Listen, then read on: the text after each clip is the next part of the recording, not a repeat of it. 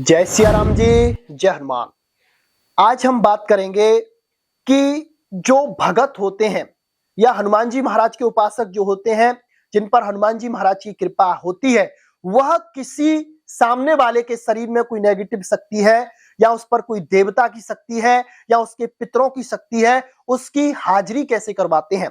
आप भी अगर दरबार चलाना चाहते हैं, आप भी अगर हनुमान जी महाराज से जुड़े हैं, उनकी साधना करते हैं, तो आप भी इस विधि को अपनाकर किसी भी व्यक्ति पर सवारी हाजिर करवा सकते हैं, उसकी शक्ति को बुला सकते हैं।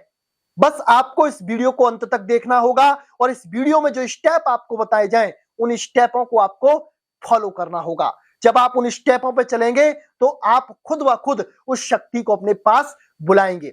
हम आपको ऐसे ही नहीं बता रहे हैं, हमने इस चीज का अनुभव किया है, हमने दरबार लगाया है, हम शक्तियों को हाजिर करवाते हैं, हर प्रकार से उनकी सहायता करते हैं। तो आप लोगों को उसी प्रकार आज हम बताने जा रहे हैं। ये हमारा गुप्त रहस्य है, इसे आज हम उजागर कर रहे हैं आप लोगों के लिए, जनहित के लिए। और जो भी लोग हनुमान जी महाराज से जुड़े हुए हैं, हनुमान जी की साधना कर रहे हैं, उनके लिए आपको इस नियम को करने के लिए सबसे पहले अपने आप को साधना होगा। अपने आप को साधने का मतलब यह है, अगर आप साधना, पूजा पाठ, ध्यान, मंत्र साधना करते हैं, हनुमान जी के मंत्र साधना करते हैं, तो आपको नियमित ब्रह्मचर्य से रहना होगा। यानी कि अगर आप गृहस्थ में हैं तो आपकी एक समय सीमा होनी चाहिए कि इतने दिन तक आप अपने गृहस्थी के कार्यों में निमग्न रहेंगे और इतने दिन तक आप ब्रह्मचर्य रहेंगे। यानी कि महीने में 15 दिन तक आप ब्रह्मचर्य रहें, 15 दिन तक आप गृहस्थी के कार्य में निमग्न रह सकते हैं।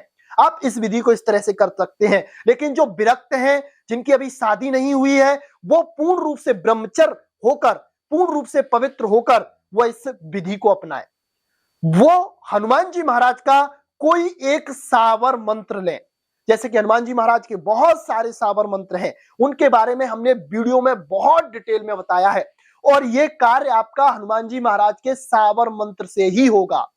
हम उस मंत्र को तो नहीं बताएंगे आपको, लेकिन आप हनुमान जी महाराज का कोई भी सावर मंत्र ले लीजिए, उस सावर मंत्र से आप सामने वाली की शक्ति को हाजिर करवा सकते हैं। विधान ये रहेगा, आप पूर्ण तरह निमग्न होकर, ब्रह्मचर्य में स्थित होकर और अपनी पूजा पाठ जो भी आपकी रहती है, उस पूजा पाठ को करते हुए आप इस विधि को करेंगे। इस विधि को करने के लिए आपको कम से कम 21 दिन तक उस मंत्र का, जो आपने मंत्र जागृत करना है, जिससे आपको शक्तियों को बुलाना है, उस मंत्र का आपको मानसिक जाप करना होगा, कम से कम 1 घंटा।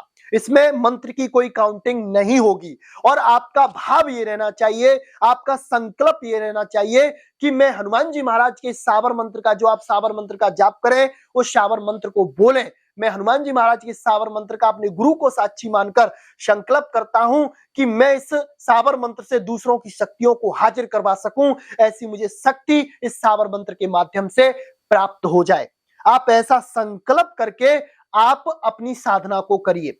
1-1 घंटा आप दीजिए, यानी कि ब्रह्म मुहूर्त का समय ले लीजिए, सबसे श्रेष्ठ रहेगा। अगर ब्रह्म मुहूर्त का समय नहीं ले सकते हैं तो आप रात्रि का समय ले सकते हैं। रात्रि के 8 बजे से आप 10 बजे तक इस साधना को कर सकते हैं। साधना आपकी कम से कम 1 घंटे की तो रहेगी। जो मंत्र आपने चुनाव किया है हनुमान जी महाराज का, उस मंत्र का आप मानसिक रूप से जाप करते जाइए, संकल्प करके जाप करते जाइए। और जो भी आपको पूजा पाठ करनी हो, नॉर्मली पूजा पाठ करिए। हनुमान जी को दीपक लगाइए, अखंड दीपक नहीं रहेगा, वैसे ही आप नॉर्मल जो पूजा करते हैं वही पूजा रहेगी और कुछ विशेष प्रावधान नहीं है। बस इसमें जाप का महत्व है और संकल्प का महत्व है। आप 21 दिन तक उस मंत्र का जाप करिए, 1-1 घंटे, 1-1 घंटे। जब आपका 21वां दिन पूरा हो जाए तो उस मंत्र से कम 108 बार हवन कर दीजिए। नॉर्मल हवन रहेगा, मार्केट से सामग्री ले आना हवन की, हनुमान जी महाराज को लड्डू का भोग लगा देना और 108 उसी मंत्र से संकल्प करके, संकल्प यही रहेगा कि इस मंत्र से मैं दूसरों की सवारियों को हाजिर करवा सकूं।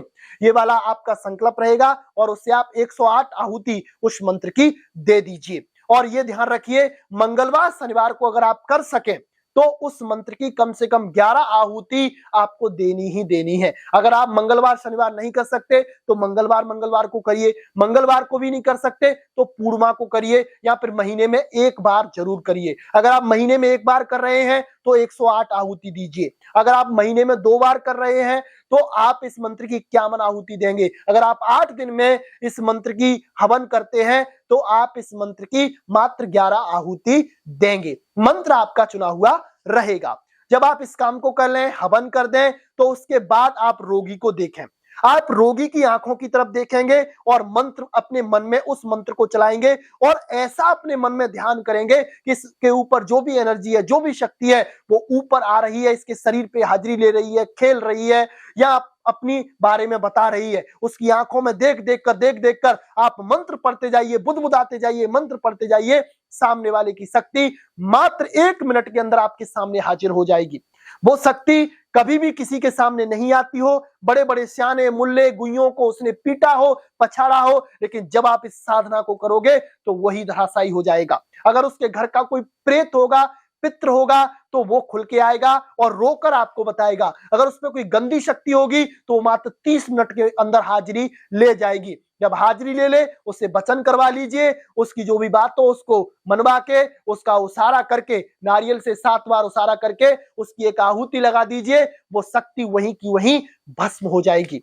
तो आप इस उपाय को करिए और अपने जीवन में हनुमान जी महाराज की कृपा को लेके आइए और किसी भी देवता की शक्ति को सामने वाले शरीर में हाजिर करने की शक्ति, सिद्धि आपको इस मंत्र के माध्यम से प्राप्त हो जाएगी, इस साधना के माध्यम से प्राप्त हो जाएगी। तो जरूर करिए और अपने जीवन में हनुमान जी महाराज की कृपा को लाइए। तो आज के लिए बस इतना ही। जय श्री राम, जय हनुमान।